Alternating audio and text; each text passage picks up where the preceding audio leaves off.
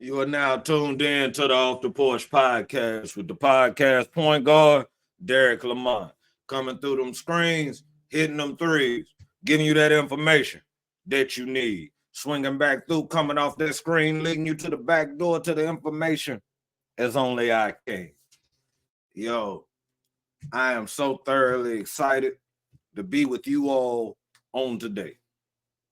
A lot of sports happened into the middle of last week to the weekend, and we gonna try to cover that in only the way that we can. Now, before we even get started, I want to give a shout out, a special shout out in the way I can. Yo, shout out to A1 Roberta's son. Yo, one of the dopest musicians, rappers, artists, whatever you want to call them. Catch his music anywhere you digest good music. Yo, shout out to the People's Choice Podcast, the Wrestle Theory Podcast. Alvin Peoples, yo, he is the People's Champ. He is a dope dude. Check out his content. Rebirth of Ramesh on Instagram, very inspirational, motivational brother. Florida Maldonado, another great dude. To my biggest fan, Jamita Laree, hey, love you, baby. Murchison 3, hey, this is what we're doing. We're doing it for you, yo. So today, we get out here and I'm sitting here reflecting on the past week, current things that went on. And before we get to some of the blockbuster things, let's go and get to some of the things that happened last week. Okay. So as far as last week, we had Nick Saban retired. And I understand that a lot of Alabama fans will probably more than likely are very somber right now. They're very sad. Lost and confused, not knowing which direction that their program is going to go. Don't have any kind of idea what the future of the Alabama Tide. They did hire their coach, Daboll from Washington. He was the runner-up in the national championship with the Washington Huskies. I think that offensively, his receivers was remarkable this year. Odunze and others. Had Michael Penix Jr. Running at quarterback, and they had a solid year in a very solid conference, the Pac-12. They beat Oregon twice. They beat USC. They ran the gambit. Only losses when they ran into old Jim Harbaugh and those Michigan Wolverines is what cut them out the national championship. But at the end of the day, I was thoroughly proud of that program. That's a program that doesn't really normally get the national championships, maybe catch a BCS or Rose Bowl from time to time, but to sit there and really be in a opportunity to win a national championship, if I'm not mistaken, it hasn't been since the early 90s that the Washington Huskies have even been worth the time, to even, consider them a contender. Also, when we talk about Nick Saban has 49 guys that went into the first round of the NFL draft. Nick Saban helped create generational wealth for so many players, so many individuals and young men. But not just that, he was teaching them on how to be great young men, be productive men in society. And my hat goes out to Nick Saban when you talk about guys like Trent Richardson and Mark Ingram and Derrick Henry, Bryce Young, Mac Jones, Julio Jones, Will Anderson, Deron Payne, Jonathan Allen. The list just goes on and on of great NFL players and a lot of future college football Hall of Fame type players. So shout out to Nick Saban, 7 national championships, 6 national championships at Alabama alone. He was the face, still is the face, and is going to be considered the face of college football for time to come. Now, when you take such change or such, certain things tend to happen. Players leave, and let's be quite honest, a lot of players do not decide to go to college for the school when it comes to athletics. A lot of times it is the coach. What can he develop me in for me to get to my next level of development or my next career success? and Nick Saban had the blueprint, and Nick Saban utilized that blueprint. He figured out how to sell it to these kids. These kids bought in, and now what do we have? The greatest coach to ever coach in college football. Nick Saban finally hangs it up.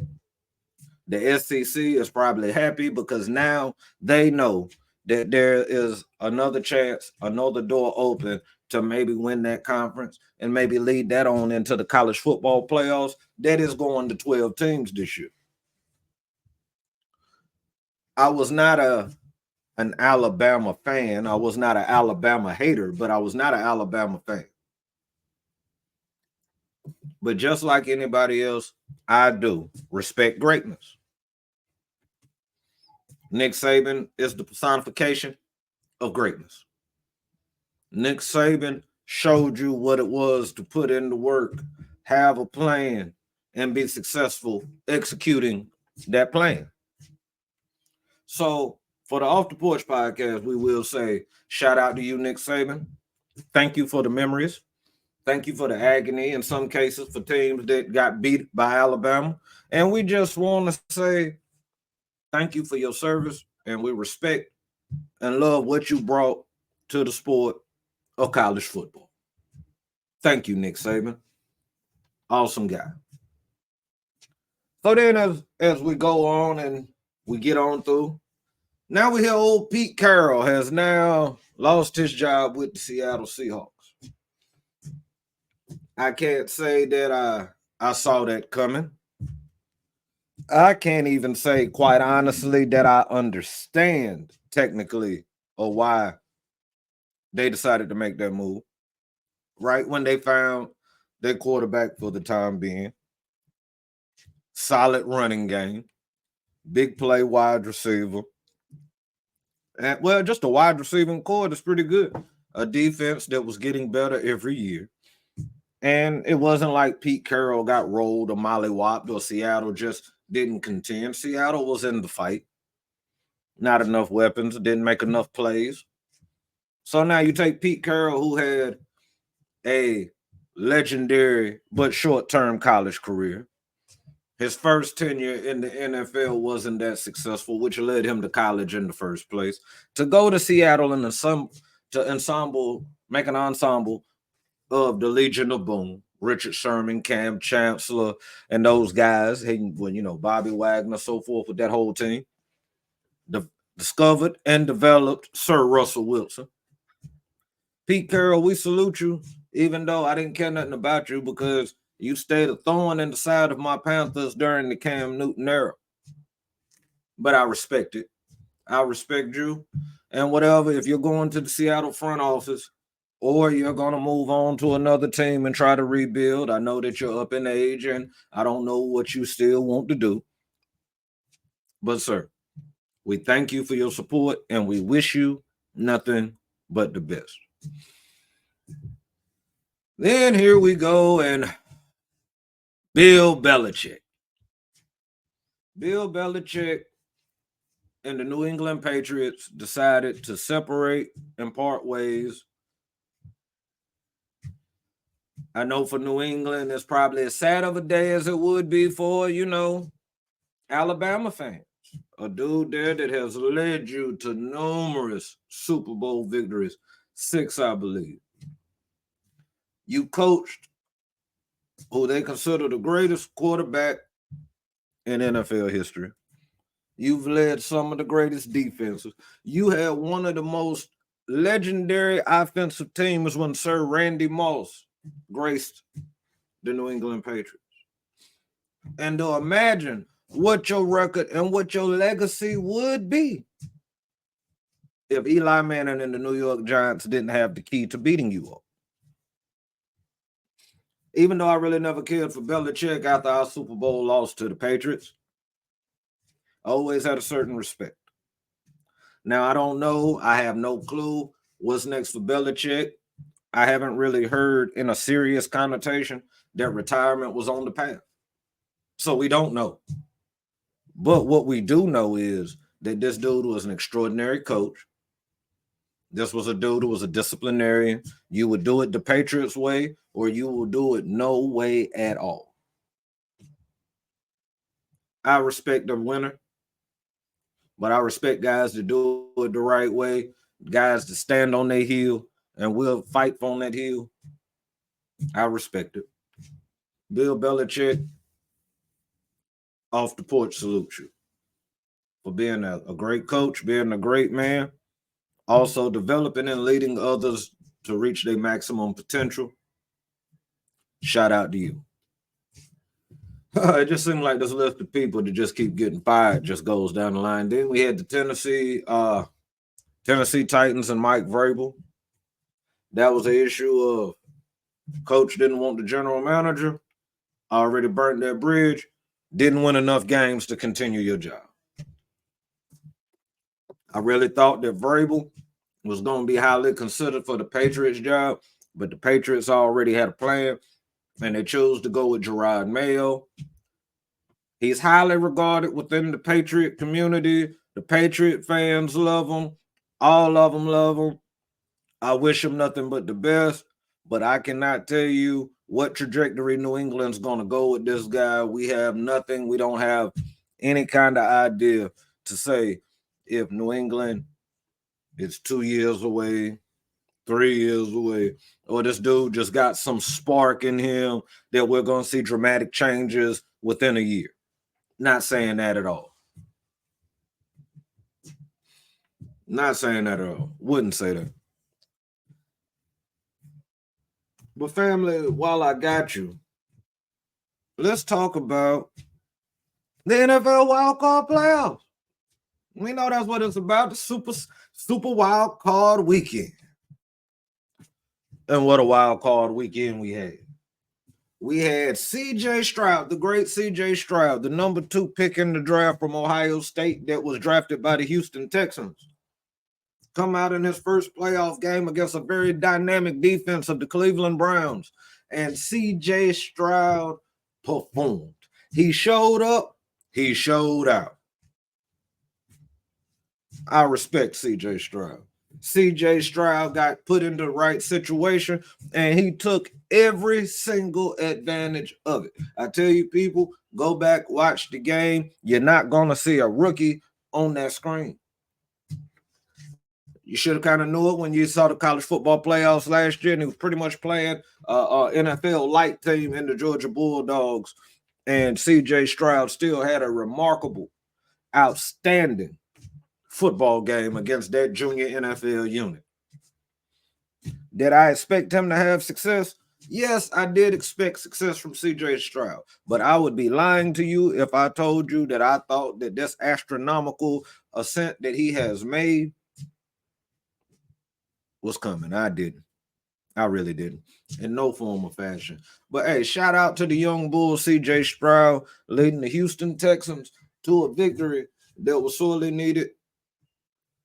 Rally up Houston. They haven't had that success since the DeAndre Hopkins and the J.J. Watt era, the small Deshaun Watson era. And right now, it looks like they won in trading Deshaun Watson. I know nobody's really started talking about that one yet, but you look at it. You traded them off. You got assets. You drafted your quarterback. You're back in the playoffs. He pretty much didn't get to play the majority of the year last year. Got hurt this year and has a high, hefty bag that he's going to continue to collect to the detriment of the Cleveland Browns. So be it. So then as we carry on and we look at how the landscape, everything's going on, we were supposed to have Buffalo and Pittsburgh. Weather was extremely bad. I'm still predicting that the Buffalo Bills will win this game against the Pittsburgh Steelers. But when we do start talking weather, a lot of things go into the equation. So we can't just be 100% that this is how it's going to go down. But I'm going to give it a low-scoring 17-13 Buffalo Bill victory. So now as we entered into Sunday, everybody's getting excited. You got the Cowboys, you got the Packers. You got some Cowboys that missed church Sunday because they wanted to make sure that they had the snacks. They wanted to make sure that they had their drink. They wanted to make sure that the 4K was 4K. They wanted to make sure that the meatballs were extra meaty. They wanted to make sure that the beer was extra beery. They wanted to make sure that they had the perfect layout because they just thought that they were coming out there to sacrifice the Green Bay Packers and continue their run to a Super Bowl. I guess the meatballs weren't that meatbally. And I'm going to assume that the beer wasn't that beery. And I'm pretty sure plenty of them probably wish that they wouldn't have dodged church Sunday to have made it and maybe gave up another prayer or maybe threw up another good word or kind words of affirmation that maybe would have stirred their team to a victory. But let's be quite honest, people. From the opening kickoff, the Green Bay Packers came out like they were Debo on Friday and said that that's my bike, fool. They didn't care. They didn't care that Dak Prescott mama gave him that chain. They didn't care. Mike McCarthy standing there looking puzzled. Mike McCarthy was sitting over there like, this might be my job right here. This might be my job. Now, in that aspect, I really did want to cover this. Is it fair? Are our standards too high when you have a coach who has sat there and had a winning record, took your team to the playoffs, you fired coordinators on his behalf to try to say that that's the issue. You had him play calling, maybe that was the issue. The defense was stacked. The defense playing out their mind. CeeDee Lamb playing out his mind. Dak Prescott looking like an MVP candidate just so he could go out there and have a turnover palooza at home. They were not at Lambeau, people. It wasn't 10 degrees. It wasn't below zero. It wasn't none of that. They were inside. They had the heat bumping. The fans was jumping. Everybody was crunk. Everybody was ready. And then guess what happened? They laid an egg. Aaron Jones ran like they were supposed to be there. Jordan Love, and shout out to Jordan Love, played. He played like he's been there before. He had Green Bay Packer fans saying, Aaron who? And after the week that Aaron Rodgers had on Pat McAfee and all that, I'm pretty sure they were happy to disassociate themselves from AR-12 because they had all the love in the world in their locker room. Jordan. That man was poised. He was composed. He had a command of the offense. He had them young receivers just running into passes. That elite Dallas defense, that scary secondary that they were talking about in Dallas was not scary. They were not elite. I know a lot of Cowboy fans will be out there. Well, where's your team at? My team's at the house. I already told you we didn't do what we were supposed to. We didn't have the personnel to do it. We didn't have the coaching. The front office was already jacked up. So don't come looking at me talking about, oh, well, who's your team? You know who my team is. Cam sitting right behind me here in the photo. Got a little Bryce Young on the ground pointing too. I'm not shy about my team. But where all y'all at? Where all y'all at? Because, see, I like to go on Facebook. I like to hit my social medias. And one common thread I see is when the Cowboys win, especially when they win decisively. Oh, it's DC 4L for life. DC 4L for life. Cowboy Nation. This is our year. We winning the Super Bowl. Boy, I'm going to tell you now, I guarantee you not one of them Cowboy fans turned their TV to ESPN this morning. They didn't want to see Stephen A. Smith with that Cowboy hat on. Skip Bayless, he just a tweeting. He didn't know what to do. He had lost his mind. He was at his wit's end. People, at his wit's end. Supporting this team since back in the Roger Staubach days, the Tom Landry days. Then he got in there and he was able to still be a fan and report during the Jimmy Johnson era, the Barry Switzer era, the Troy Aikman era, the Emmitt Smith, the Michael Irvin era, the Deion Sanders, the Charles Haleys. And then he got this genetic freak of nature, one of the X-Men, one of the Avengers, one Thanos, if you want to call him, wearing that doggone jersey and Michael Parsons.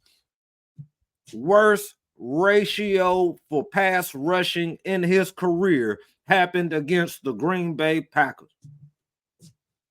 That secondary of Stephon Gilmore, Bland, Curse, and all them, they had quarterbacks looking foolish all year long. Where they at now? They at the house. Mike McCarthy, like I was saying in my point earlier, I don't think he deserved to get fired. He took that team and he has continued to consistently win football games with that team. And now you're questioning his job security.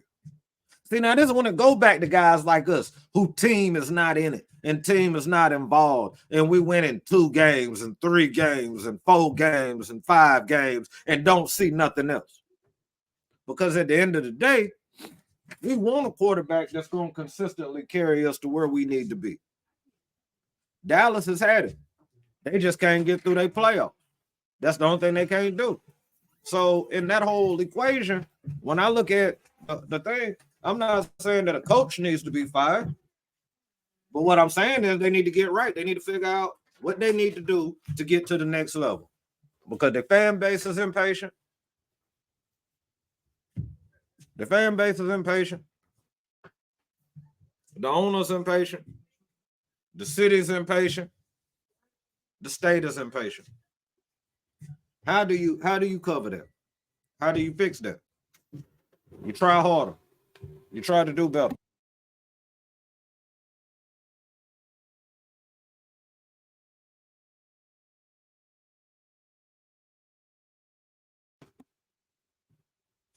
It's interesting to me.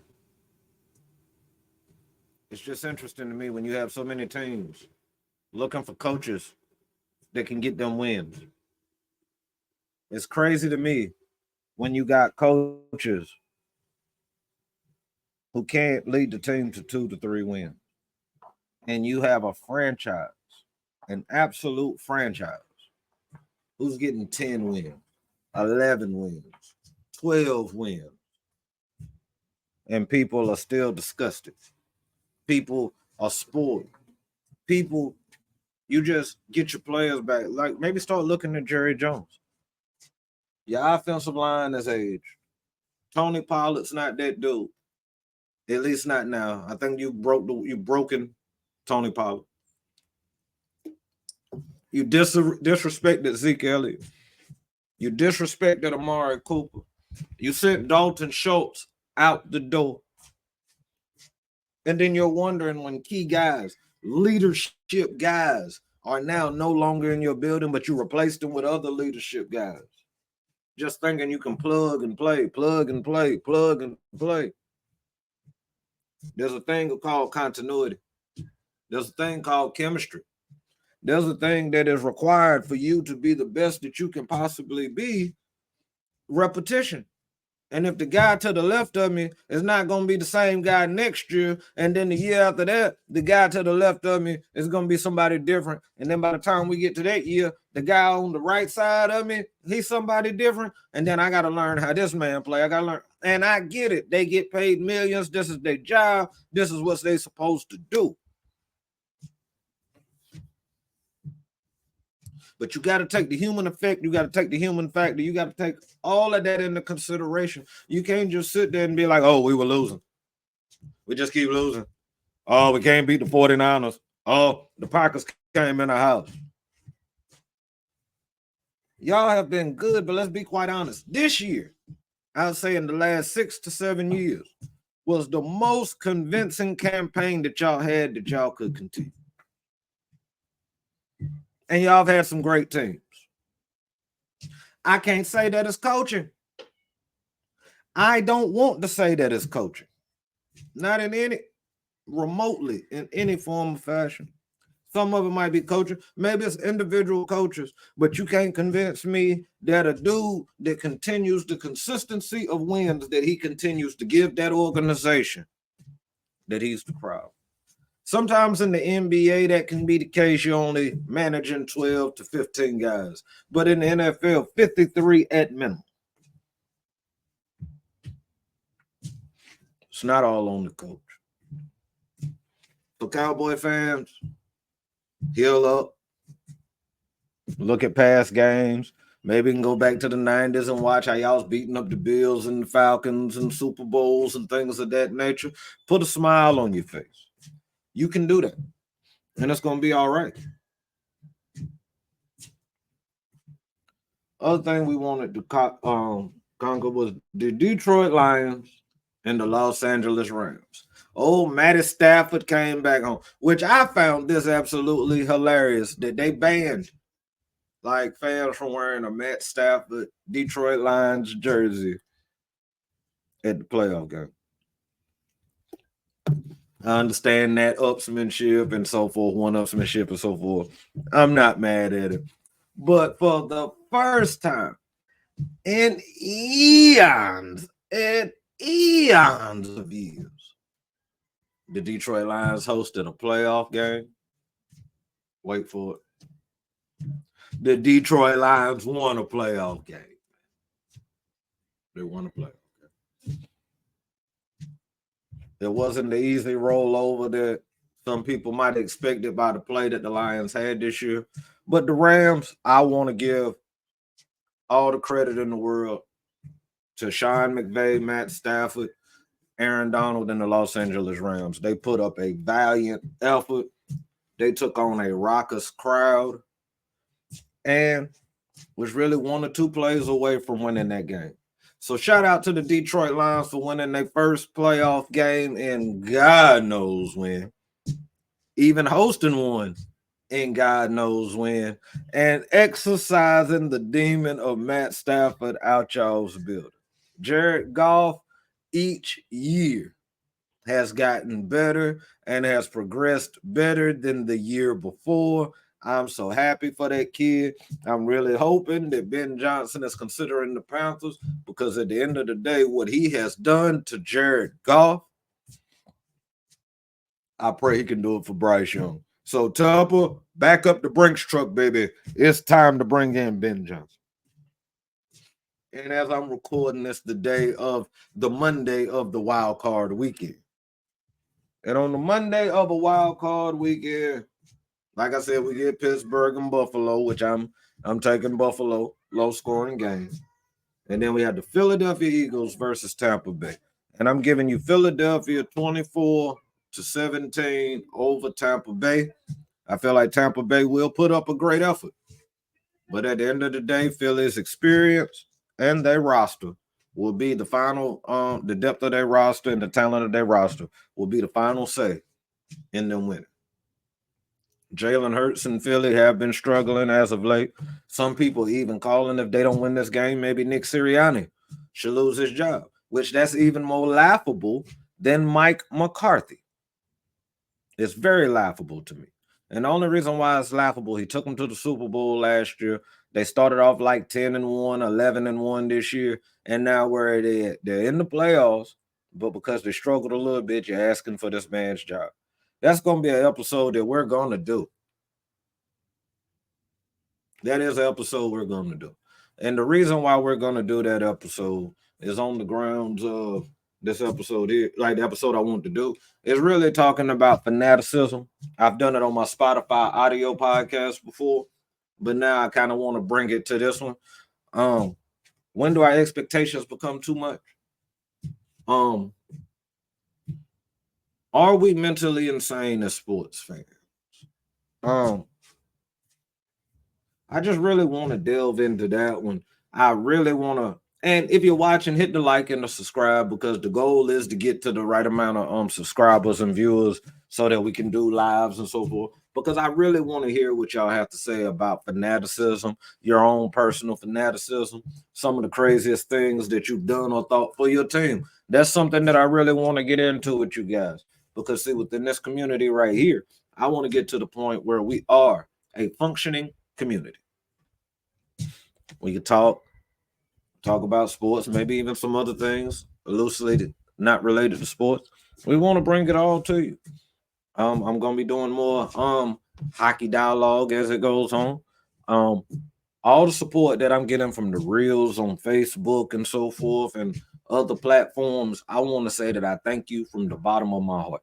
I really do. Y'all are awesome. Y'all are great. The support and love that y'all give, y'all just don't understand what it means to me personally, not even professionally, just personally. I personally love every single one of you. So Also in the top 25, we're going to see a shakeup this year in the top 25 with this week in college basketball for the men. Quite a few top 10 teams lost. Number one, Purdue lost. Number two, Number two, Houston lost. Number three, Kentucky. Number three, Kansas lost. Kentucky lost. A lot of the top 10 went down this week. So you're going to see a large shift in the top 25.